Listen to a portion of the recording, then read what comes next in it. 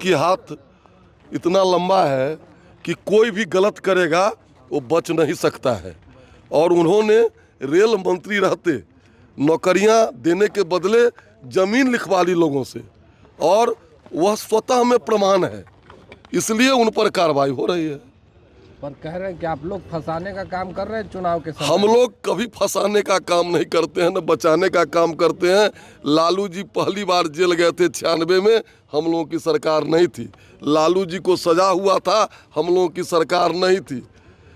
हम लोग, ये स्वतंत्र संस्था है ईडी, जो भी आय से अधिक संपत्ति अर्जित करेगा उसके पास ईडी जाएगी। नहीं, वो लोग कह रहे हैं कि चुनाव आता है तो आप लोग ईडी सीबीआई से डरवाते हैं, डरने वाले नहीं है राजद के लोग। 96 में कौन चुनाव था, 13 में कौन चुनाव था, जब या तो मनमोहन सिंह जी की सरकार थी, देवगौड़ा इंद्र कुमार गुजराल जी की सरकार में उन पर कार्रवाई हुई है।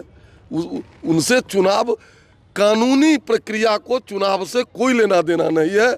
यहाँ की न्यायिक व्यवस्था स्वतंत्र है, वो अपना काम करती है। अच्छा, कांग्रेस प्रदेश अध्यक्ष बदल दिए गए हैं, अखिलेश सिंह को टेन्योर खत्म होने से पहले चेंज कर दिया गया है। देखिए, हम लोगों के मित्र हैं विधायक राजेश जी, उनको अनंत शुभकामना, लेकिन पूंजी है नहीं और खजांची उनको बना दिया गया है। कांग्रेस के पास कोई पूंजी नहीं है और उनको खजांची बना दिया गया है। इसीलिए गांव घर में कहावत है कि मुँह से मोटई है तो लोढ़ा हुई है। कांग्रेस कुछ भी कर ले, अभी तो कलंक कुमार को लेके घूम रहे हैं, जिन्होंने इस देश को टुकड़े टुकड़े करने के समर्थन में हामी भरी थी। तो कांग्रेस की मन स्थिति आप समझ सकते हैं। चुनौती में दलित वोटरों को लुभाने में लगे हैं, दलित वोटर जुटा रहे हैं अपने तरफ। देखिए, खंड खंड में सोचना उन लोगों की प्रवृत्ति है। हम लोग संपूर्ण बिहार और देश की जनता को सोचते हैं। वो समीकरण बनाते रहे, समीकरण का जमाना चला गया, अब समाज का जमाना आया है। दलित को बनाया गया है प्रदेश अध्यक्ष, लेकिन अखिलेश के बेटे वो विरोध करे नाथ मनुज पे चाहता है, पहले विवेक मर जाता है, इस तरह की बात करते हैं। देखिए ना, आगे आगे क्या क्या होता है।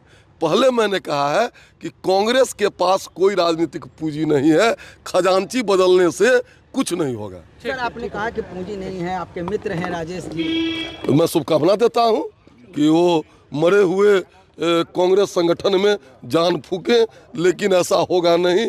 जो मरा मुर्दा है उसको कितनों भी आप ऑक्सीजन वेंटिलेटर पर ले जाइएगा, कुछ नहीं होगा। यानी कांग्रेस मर चुकी है। कांग्रेस बिहार में मर नहीं चुकी है, बैसाखी पर चलती है और राजनीतिक रूप से चाहती है सबल बनना, लेकिन वो दिव्यांग की दिव्यांग ही रह जाती है। लेकिन अब चर्चा है कि राजद का पिछलग्गू बन के कांग्रेस नहीं रह जाएगी। अब ये तो उनका मामला है, वो समझे।